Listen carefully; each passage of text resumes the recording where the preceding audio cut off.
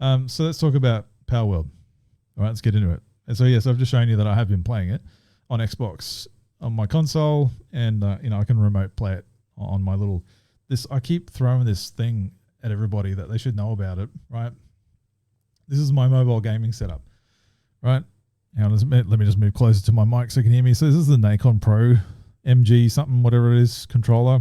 It's the best for my money, I believe, and the build quality is amazing.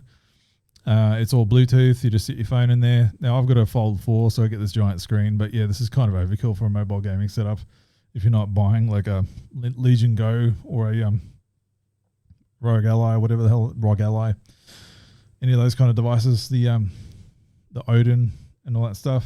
But look, this does the trick for me for now until I upgrade again, maybe this year. Who knows? Regardless of all that, Palworld. Okay, so yes, it's actually very good, right? It's a game preview. Yes, I was down on it. As were many people, they thought this was going to crash and burn, right? Because it was just, it's a Pokemon with guns. Right, I still don't like the fact that it's got guns in the game. I just think that's stupid, to be honest. But I know now that I've had more time with it, and I can hear all, excuse me, for clearing my voice right in your ears, and I understand that the idea behind differentiating itself enough from Pokemon, right, and the Pokemon Company and Nintendo, that they've added a lot in here to separate themselves as much as they can to avoid any kind of IP or copyright nonsense that's been going on, that whole discussion. So let's touch on that for a little second, right? I understand and I agree that the lines are quite blurry in some areas, right? If you just look at it at face value, right, and you look at some of the Pokemon designs, right, and the concept in general, just Pokemon has popularized and owned, I say that with air quotes, that game genre, that idea of what the game is. Like most people would understand in pop culture that if you're talking about a game that has mechanics as if you're catching creatures to fight for you in battle, everybody refers to it, it's just like Pokemon. That's how Pokemon has it down, right? It's popularized and owned that kind of genre, even though it doesn't own it, right? But those comparisons are fair, right? If you look at it enough at a glance, you're like, yeah, okay, that's just such a blatant ripoff. But then when you start understanding that, there's all this advanced crafting mechanics in there.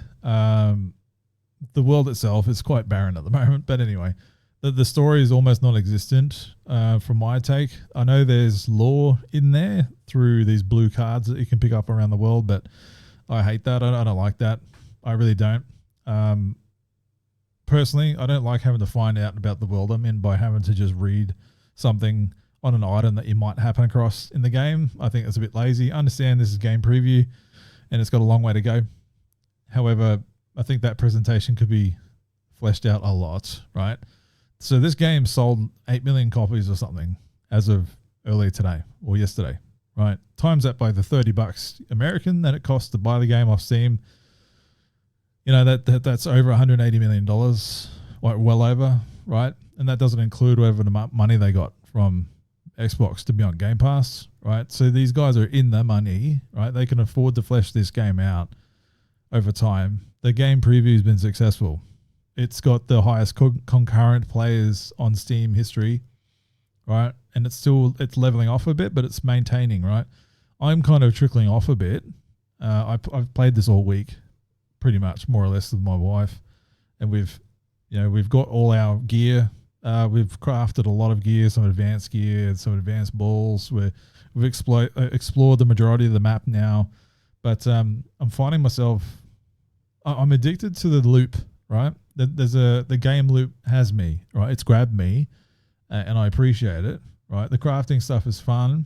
I like having all the little pals running around doing the crafting or the resource gathering for me. I've got that cycle down pat pretty much where I can make anything I want, which is awesome. Given enough time. I will say that the crafting needs to be sped up, and I have been upgrading my crafting speed, my work speed, but it doesn't seem to be making a marketed difference, right? And I've got more advanced machinery or pipeline machinery that you can make to speed up making certain items, and even if you get some hands on with some pals helping you build some stuff, it's still it takes its time and it's boring as hell. The worst part of this game right now is just they need to fine tune that crafting, right? The fact that I'm taken out of the game, like the wider world, to spend hours at my base, right? Just, okay, I've gone out there and had a little jaunt around the world. I've tried to catch some pals in the world. I ran out of hyper balls, or, whatever the next level.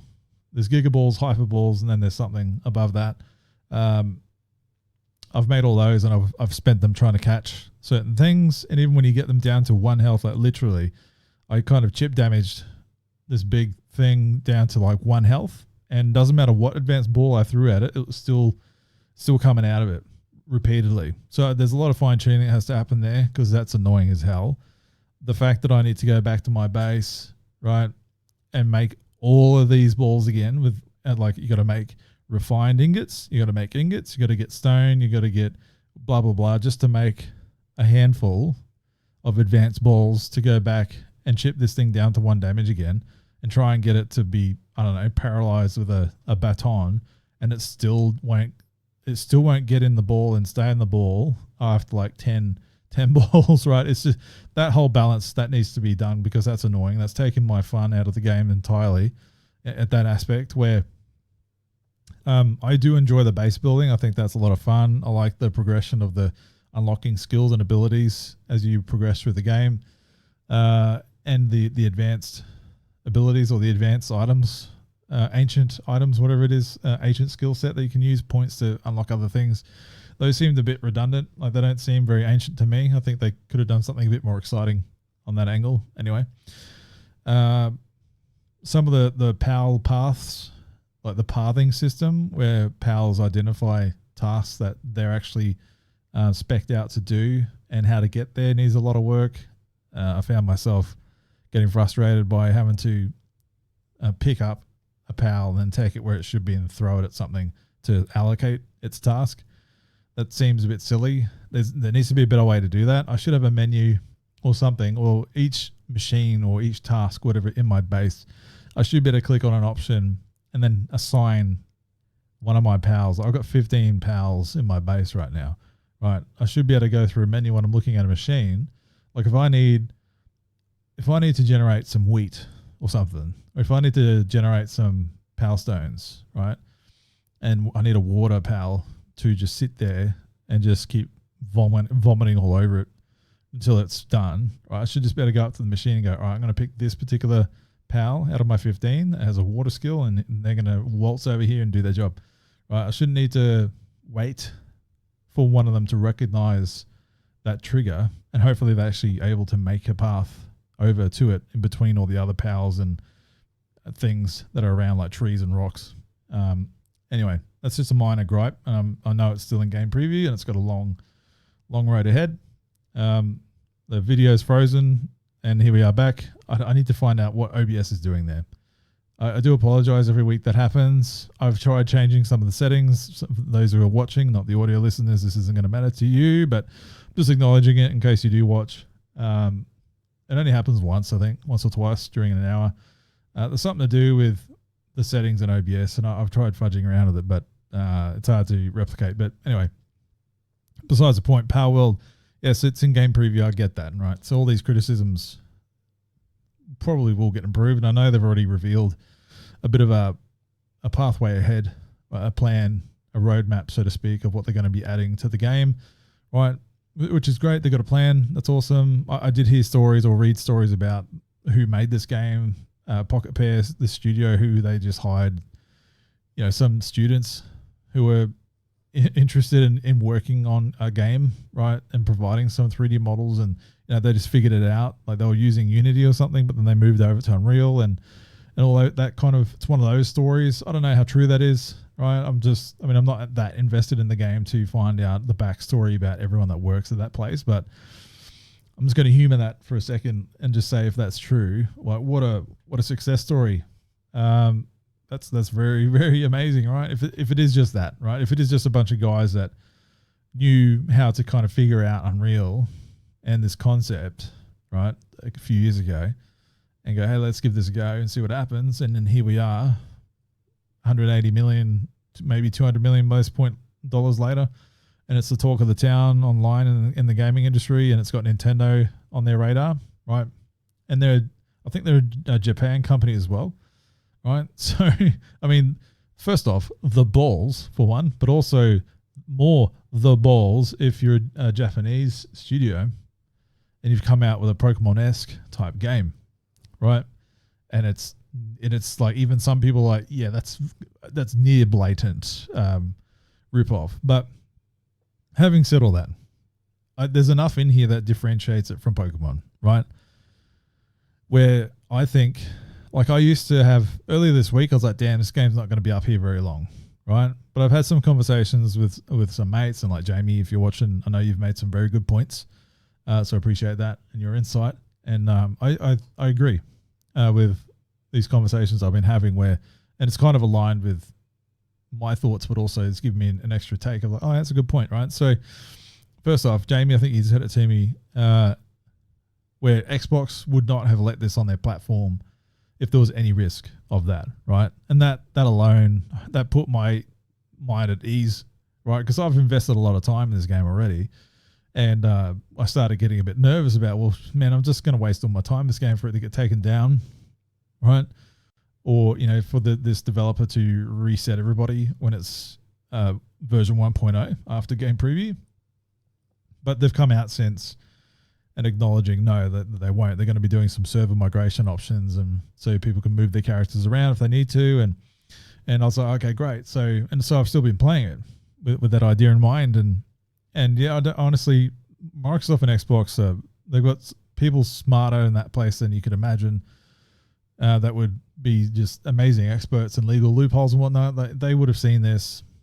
They would have seen this game. They wouldn't have supported this game for Game Pass had they known that there would have been any kind of risk, right? They would have been really careful with this before putting it up on their service, right? So Xbox have got a bit of a winner on their hands here because it's only on PC. Sorry, it's only on Steam and Xbox Game Pass at the moment, or Xbox to buy/stream, right? PlayStation doesn't have this yet, right? Nintendo sure as hell doesn't. I mean, also the audacity for Pocket Bear, if this does survive, would Nintendo even let it on its platform? That would be hilarious unto itself, but I don't actually think the current Switch would be able to run this game because this game is rough as it is, right? This game is surviving on the grunt of like a PC or a good PC, or you know, the grunt of the Series X and Series S, right? Or the grunt of the Game Pass service slates, right? If you're on anything less than that, like I don't think this would run locally in its game preview state on a Switch at all. Right? I really don't. It's buggy. It's rough as hell. But it's got enough charm and character there, and the game mechanically is sound, right? I can see this turning into something very, very, very cool, right? A legit competitor to the Pokemon Company, right? I purposely have gone out of my way not to forge any guns in this game. I've gone as far as a crossbow because I just think it's stupid, right? I personally have been using the pals that I've gathered to fight the battles for me, right? And if it's taking too long, then I might take pot shots with a crossbow to, chip away a good chunk of health at a time. But that's how I want to play it. It's probably not the best, and I know it's not the best way to play it. But I don't care, right? That's how I want to play this game, and I like that I have that choice. I just think it's silly that you're going to give me some weapons and guns and bazookas and arrows and crossbows and whatever, when the whole concept of this game is not only to build a base, to level up your pals, find better pals for your crafting and resource gathering stuff, to catch pals to fight other pals with you, right, or for you, but then just to have the option to shoot with guns and stuff. I don't know. Maybe I'm in the minority here, but I think it's stupid. So, and that's how I'm going to choose to play this game, right? I'm going to level up my pals in order to fight the bosses for me, right? But the furthest I'm going to go is a crossbow, right? I like that fact of sitting back and watching these two big beasts, duke it out, right? It's cool to see, right? And that's what I like about Pokemon, And I understand that seems a bit contrived because you're like, well, if that's how you want to play the game, why don't you just go play Pokemon? And I said, yeah, I would say yes, I will. Pokemon Legends Arceus is my favorite Pokemon game ever, right? I think that was amazing. Yes, it wasn't perfect and it was rough, but I think that game just showed me what a Pokemon game could be. And Palworld's taken it a bit further, well, a lot further. But the last thing I want to do is have the Pokemon company just mimicking this and throwing. They'll never do it. They'll never throw weapons into the mix. Like they won't. They like their clean as hell child market that they've got locked down. Well, and adults. Let's be real. Anyway, where else was I going with that? Look, I think Pokemon, Pokemon Company, they've admitted they're looking into this game. They're well aware of it, right? Who knows what's going to happen from that? Personally, I think there's enough here to differentiate the game, its identity and what it's putting out there. It's a bit of a parody of sorts in some of the text that you read. Like you can catch people in balls, right? And it says it's like frowned upon or whatever. when it says when you catch a dude for the first time, like the various gangs or the various groups that fight you in the world, you can catch them, right? And it comes up saying it's inhumane. That's the one. It's inhumane, right? And it's kind of tongue in cheek, right? It knows what it is, which is funny, right? So there's enough in here where it's not a blatant rip-off of Pokemon. A blatant rip-off of Pokemon would be like, well, for a lesser extent, Temtem, right? Or something like that, where that is legit closer to Pokemon than this ever is. So I look forward to this game building itself out, right? Who knows what this game's going to look like in a year or two. I hope that it has a massive graphic overhaul as well. Right? I hope it pretties itself up. I hope they actually add content, meaningful content to the world. The world is barren as it is. There's large parts of the world that are vacant and they don't even have fast travel points and they don't even have pals spawning on.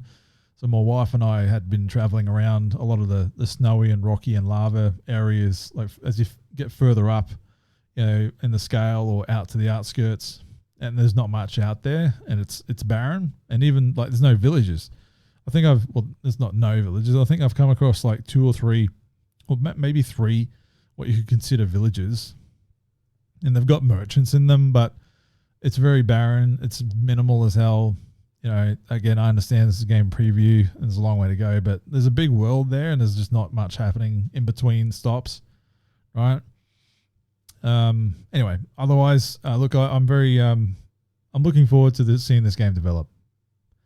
It's good to see someone actually stepping up and challenging Pokemon Company and Nintendo to kind of step themselves up a little bit as well, because I know they've also come out with a comment very recently where they acknowledge that they've learnt a lot from the reception of Scarlet and Violet, right? And good.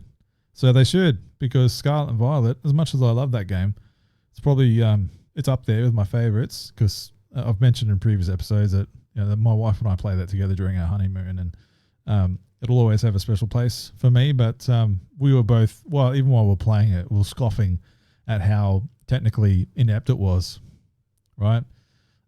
So even with all of Pokemon's the Pokemon Company's billions of dollars, they're just leaning or resting on their laurels of the fact that people will just keep turning up.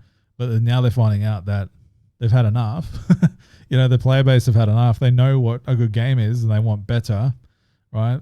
And Game Freak needs to get onto another engine, right? Get off its own engine and just jump on Unreal or something, because I think they've squeezed as much as they can with their current knowledge or technical ability out of their engine that they've been using, that it's shown to the world.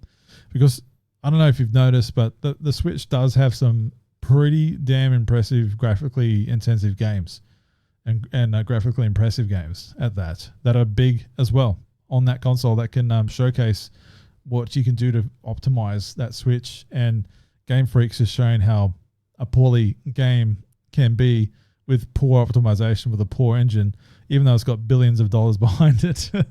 It's a bit of a joke. And then you've got these blokes that come out with Palworld, a handful of blokes, not much money, or I guess not as much as, well, definitely not as much as Pokemon Company, coming out with this, seeing if it sticks, and it has, right? And now I think this is selling better than a lot of actual Pokemon games, right?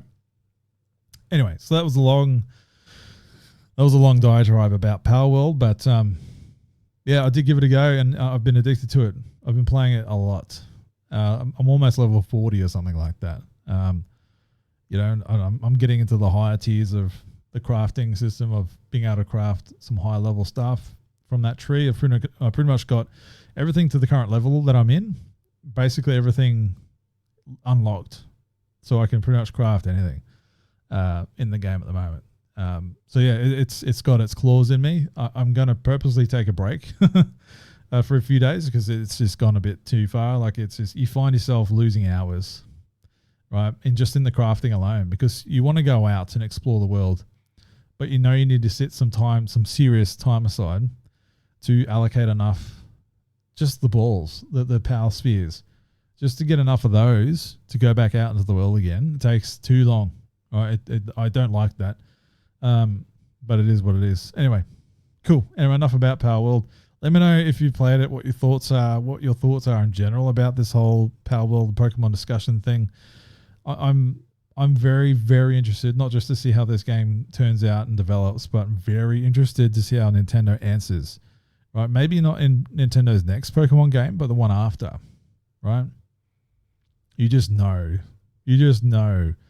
They are taking a lot of notes, right? And you just know some of those sales have gone to the Pokemon company internally to go, all right, everyone play the hell out of this and understand it, right? And take notes, right? you just know. Anyway, enough of that. Let's go on to the next topic of He-Man years.